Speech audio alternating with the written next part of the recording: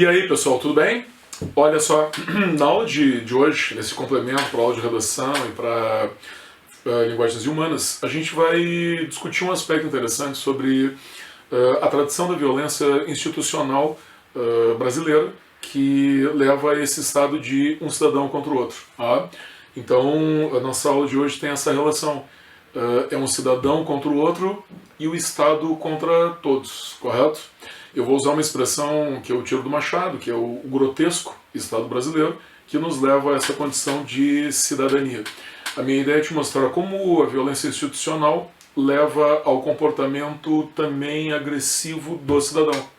Então, vou te deixar, nesse primeiro momento, quando nós estamos aí começando com esse título, esse caráter de palestra, essa aula, vou te deixar ver o videozinho de um minuto do Chico Buarque de Holanda, comentando a ideia, a concepção do seu próprio pai, o Sérgio, sobre o homem cordial, que vocês lembram, é o capítulo 5 do Raiz do Brasil, que até a leitura obrigatória da URGS já foi.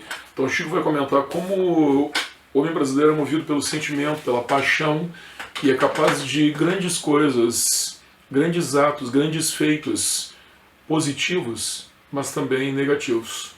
Olha o Chico aí.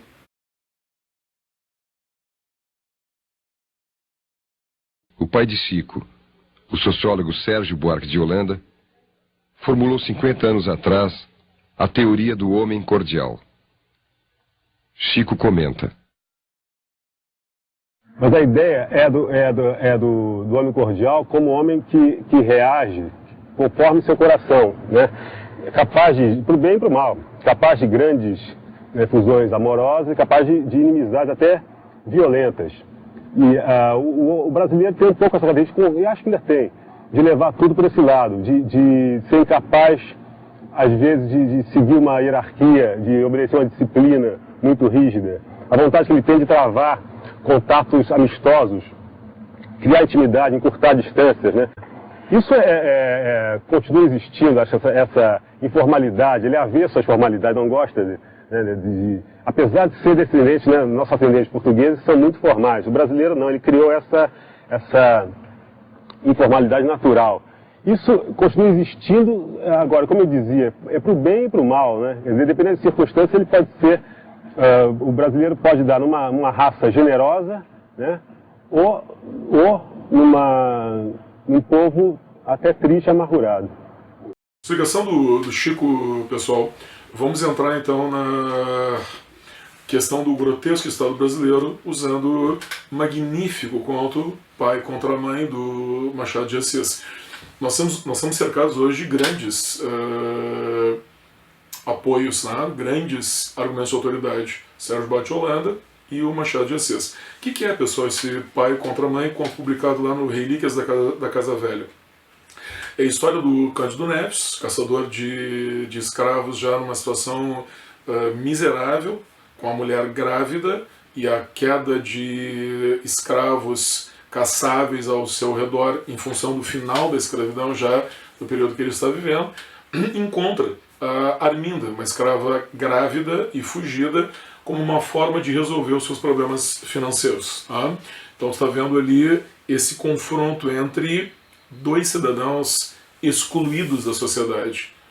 Trabalhador, braçal, caçador de escravos e a mulher da base da pirâmide, que é a escrava fugida, correto?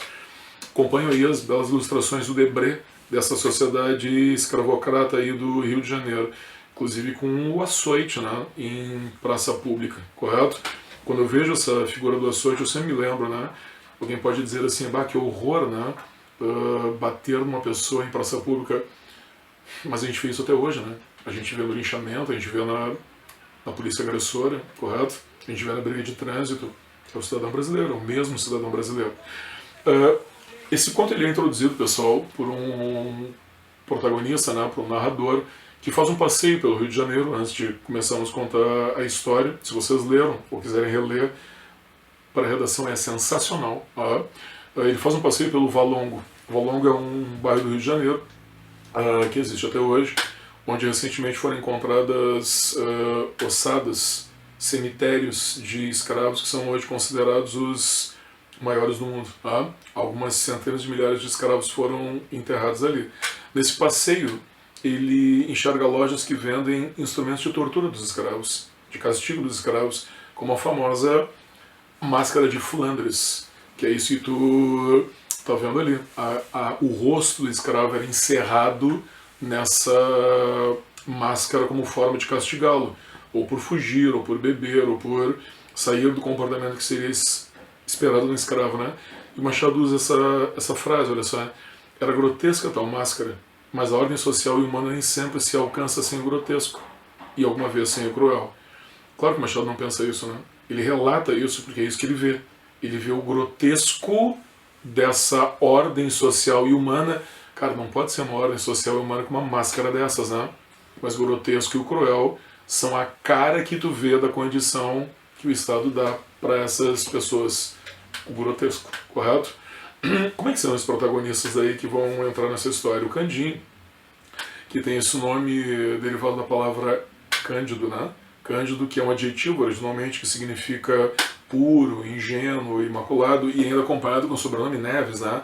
Do branco e também imaculado, que é um trabalhador braçal, caçador de escravos, com a mulher grávida, numa situação de miséria já batendo na sua porta, com a condição de repente de perder o filho por não poder sustentá-lo, com uma sogra incomodando quanto à sua condição.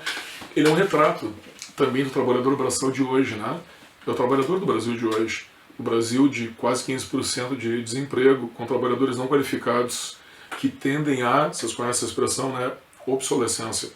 Em qualquer crise econômica, o que acontece? O trabalhador não preparado vai para o desemprego para a miséria, e aí sucessivamente, correto? Para o desespero. Tu vê que o Candinho é um personagem de mais de um século atrás, mas ele é extremamente atual, correto? E um detalhe importante dentro ainda da ideia do Candinho é o fato de que ele é o homem cordial. Da mesma forma que nós nos enxergamos assim, um sangrento, violento, abjecto caçador de escravos, em casa, na intimidade, ele é um pai amoroso. Tu nota que ele tem um relacionamento extremamente amável com a mulher, e quando nós o vemos com o filho, o Machado faz questão de retratá-lo em vários momentos como um pai dedicado. Esse é justamente o paradoxo do homem cordial, correto? Amoroso e ao mesmo tempo violento. Amoroso na intimidade, mas violento nas relações sociais. Um detalhe importante que eu vejo no Candinho é essa coisa de representar, como ele é caçador de escravos, ele pode fazer o que ele faz e ter um comportamento violento, ele representa a legalidade. Tu vê que é uma leitura bem interessante para o século XXI, né? Ele é o homem, a força, a violência e a lei, correto? O que é a Arminda, a escrava fugida e grávida? Vejam como Machado coloca essas situações, né? A Arminda é mulher, ela é a base da pirâmide, entendeu? Para não dizer, senão a base, o sótão dessa pirâmide, porque ela é mulher, negra, grávida. Vejam, ela não pode ser mais frágil, né? Mulher, negra, grávida, escrava, correto? Mas ela representa a ilegalidade. É ela que vai submeter ao castigo do Estado. Ela é contra a lei e fora da lei, correto? O enredo não vou contar, não vou dar um spoiler total, é legal de ler o conto, mas justamente quando ele está ao ponto de perder o filho por não poder sustentá-lo, Candinho encontra o anúncio da Arminda e sai à caça da Arminda, grávida. E encontra a Arminda em praça pública, é o que tu está lendo aqui no slide ao lado. Amarra violentamente a mulher, enquanto deixa o seu filho, que ele ia entregar, numa farmácia. Ao entregar a Arminda lamentavelmente aborta. Ela perde o filho, correto? Na frente dele, na frente do seu senhor, que nós sabemos depois, bem provavelmente vai espancá-la brutalmente. Quando tudo isso termina, o Candinho se lembra do filho. Então, Machado, com perdão da expressão, Machado é o cara, né? Tu entendeu? Machado é fogo. Quando nós vemos aquela cena de brutalidade protagonizada pelo Candinho, que entregou a escrava grávida, que abortou na frente do senhor, que vai espancá-la, ele se lembra do filho, que ele deixou na farmácia. Aí nós vemos um outro personagem. O personagem muda completamente, né? Em que o Candinho sai correndo para tentar encontrar o filho novamente, para salvar o filho, que efetivamente ele ama. Um detalhe, né? Ele ama o filho dele. Nada a ver com o filho dela. O filho dela foi abortado, correto? E ao encontrá-lo, nós percebemos esse pai amoroso. É o protótipo do homem cordial. Se eu pudesse apostar, eu teria te dito assim, ó, eu acho que o Sérgio Buarque de Holanda escreveu o capítulo do homem cordial pensando no Candinho, porque é a expressão plena, é o melhor personagem brasileiro talvez, e que tu possa mostrar sua dualidade de assassino da filha da Arminda ao herói do filho dele, correto? E o conto termina, pessoal, com uma frase que é, novamente Machado, né, de uma ironia enorme, que hoje a gente pode considerar uma hipocrisia social com a qual nós vivemos, quando ele diz assim, ó, nem todas as crianças vingam, correto? Vocês entendem vingar, nem todas as crianças sobrevivem. Vamos reportar um pouquinho ali ao século XIX, né? Nós estamos num século em que a saúde é muito diferente da que nós temos hoje, as crianças morriam muito mais abundantemente, então era comum as mulheres perderem filhos por doenças variadas, não existia vacina, entendeu? Estamos até um pouquinho antes da revolta da vacina nesse momento, e é claro que nem todas as crianças vingavam, mas o que eu acho sensacional nesse conto aqui, e isso deve te fazer refletir muito para a redação, é que ele diz isso num tom casual, tu entendeu? Como se isso fosse uma coisa da natureza. O filho da Arminda ter sido abortado não é uma coisa da natureza. Foi provocado pelo Estado através da mão dele. Vocês entendem? O aborto chegou por uma violência patrocinada pelo Estado e não por uma casualidade. Ele não morreu de doença, ele não morreu por falta de alimentação, ele morreu pela ação violenta do Estado, protagonizado por um dos cidadãos. Um cidadão, porém, que tu vai julgar como? Era o único recurso que ele tinha para fazer. Ou ele caçava a Arminda e entregava para o senhor para pegar o dinheiro e sobreviver e poupar o seu filho, ou a Arminda fugiria e o filho dele não seria poupado. Paradoxo, correto? E aí tu vê um cidadão contra o outro e o Estado patrocinando essa condição, correto? Lembramos que nós estamos fazendo essa redação baseada aí na ideia do Sérgio Buarque, né, que tem essa frase sensacional, né? As virtudes do homem brasileiro cordial são, antes de tudo, expressões legítimas de um fundo emotivo, extremamente rico e transbordante. Claro, né? É um fundo emotivo que pode ser rico e transbordante às vezes para o bem, às vezes para o mal, correto? O Chico também diz, o Sérgio, aliás, também diz que a manifestação normal de respeito em outros povos, sim, aqui no Brasil, só é porque em geral o desejo de estabelecer intimidade. Eu acho essa frase sensacional, assim, né? Porque você está vendo que na intimidade do Candinho, ele era o cara, o pai protetor. Cara, não tem como tu não se emocionar, né? Com a ideia de, ao poder perder um filho, salvá-lo, mesmo que seja com a morte de outro. Tá? Mas na intimidade, o cara é pai protetor, é pai provedor, é pai afetivo. Mas fora dela, vale tudo, correto? Como dizem os lutadores do Vale Tudo, né? A criança chora e a mãe não ouve. É uma sociedade daí incivilizada. E a cidadania, lembra dessa aula aí, em negativo, correto? Ninguém é de ninguém. Agora deixa eu te mostrar, pessoal, como é que isso invade possíveis temas de redação. Só para te lembrar, tá aqui, né? Esse livrinho dos contos, se tu quiser eu te empresto. Não está nessa literatura obrigatória, essa literatura obrigatória agora da URGS, mas para redação vale um monte a pena. Só pedir que eu entrego na tua mão.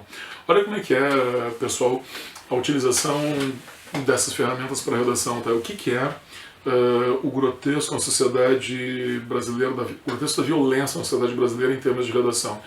O que estamos fazendo essa semana, né? Moradores de rua. Tá? Quando tu tem os moradores de rua, tu tem essa relação de um cidadão contra o outro, né? É um cara que tá, tu vê que ironia da sociedade, né? E aquele cara que está na pior das condições. Não imagino nada pior do que isso, que morar na rua, ainda mais sendo um ser fragilizado, tipo mulher, velho ou criança. Ó. É o cara que a sociedade deixa à margem, mas que volta para ti depois, entendeu? Vem te encher o saco. E como é que tu te protege? Que é o tema que nós estamos fazendo essa semana pergunta. Com grades, né? Tu entendeu? E muitas dessas grades aí, se tu observar a foto que eu estou te mostrando, a grade da tua direita, que é onde tem um cara passando a pé um só, tá? É a grade que inspirou o tema que nós estamos fazendo, que é uma rua da Cidade Baixa, né? Em que o cara bota uma gradezinha ali para que o cara não durma na janela dele. Tu tá vendo a janelinha ali, né? aí o cara vem e dorme 2 metros depois, tá ali a miséria, né? Não tem como tu espantar a miséria, né? Na grade da tua esquerda, o cara colocou aquele gradil para impedir que o cara dormisse ali, entrasse naquele nicho e dormisse. E nas grades de baixo, tu nota que, cara, parece uma armadilha medieval, né? Tu já viu isso aí muito em filme, né? Se o cara tentar dormir ali e cair, periga até morrer. Tá aí o grotesco, né? São formas violentas de afastamento. Agora vamos entrar, pessoal, no grotesco que tu já conhece, que tu já viu muito, né? Por exemplo, o das manifestações. As manifestações, por exemplo, em colégio. Tipo, não tem vergonha nenhuma, perigo nenhum, receio nenhum de a polícia agredir o cara que faz a manifestação, né? O estudante saiu na rua de escola pública reclamando por qualidade, vai tomar pau do brigadiano. Não estou condenando o brigadiano aqui, mas é curioso, né? Porque é bem provável que o brigadiano tenha estudado nessas escolas públicas aí também, né? É certo que se o filho do brigadiano estudar, vai estudar nessa escola pública que não tem qualidade, que quando o filho dele tiver idade para protestar, vai protestar. E o outro brigadiano vai bater nele. E o prejuízo dos dois, né? Porque o filho do brigadiano precisa dessa qualidade e ele vai apanhar do brigadiano na rua. Tá aí o paradoxo, correto? Um cidadão contra o outro. O Fábio até mostrou, né, na nossa aula de linguagens também uma foto que nem essa. Essa é uma foto da coleção de uma das piores reações que a polícia já teve na história brasileira de manifestação contra professores, né? Você está vendo ali uma senhora ajoelhada, negra, dá pra ver que ela é negra por causa do cabelinho ali, né? Eu também estou te dizendo isso porque eu vi ela nas outras fotos, ela é negra, né? Enfrentando um pelotão de choque da brigada, olhando para caras que talvez tenham estudado na escola dela, talvez tenham sido alunos dela, talvez tenha um filho dela ali. São pessoas da mesma classe social, enfrentando os mesmos problemas, né? Essa é a realidade brasileira, correto? É o oprimido batendo no oprimido, né? Às vezes tem um pouquinho mais oprimido de um lado, oprimido um pouquinho menos do outro. Ali a professora está sofrendo a opressão, né? Mas quando o cara está na escola pública, é ele que está sofrendo a opressão do Estado pelo ensino de qualidade que não vai viabilizar que ele tenha uma vida melhor. Os presídios que a gente já estudou no Rio Grande do Sul também são uma situação de um cidadão contra o outro, né? Como é que são essas relações aqui? O cidadão que está ali, pessoal, na superlotação, olha que foto essa aí, né, cara? Não tem cela, não tem nada, né? O cara dorme a Bangu, né?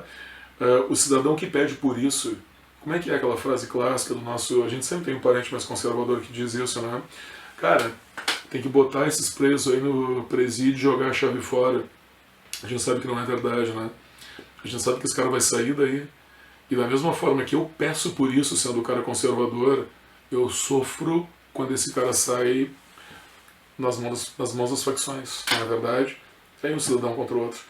O cara do presídio não tem o direito dele de reinserção garantido, né?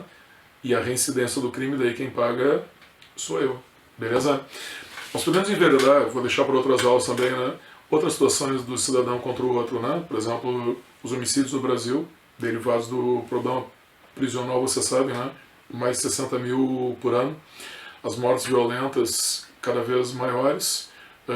O número de armas de fogo da nossa sociedade que leva ao assassinato. Vocês estão ligados, né? 75% dos assassinatos do Brasil são feitos com armas de fogo. Tu nota que a tendência do cara sempre pensar isso aí, né?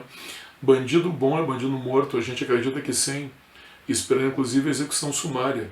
E aí tu vê, né? Quando eu sou favorável à violência policial, quem é que pode ser atingido pela violência policial? Eu, né? A bala perdida tá aí. A bala perdida encontra alguém, né?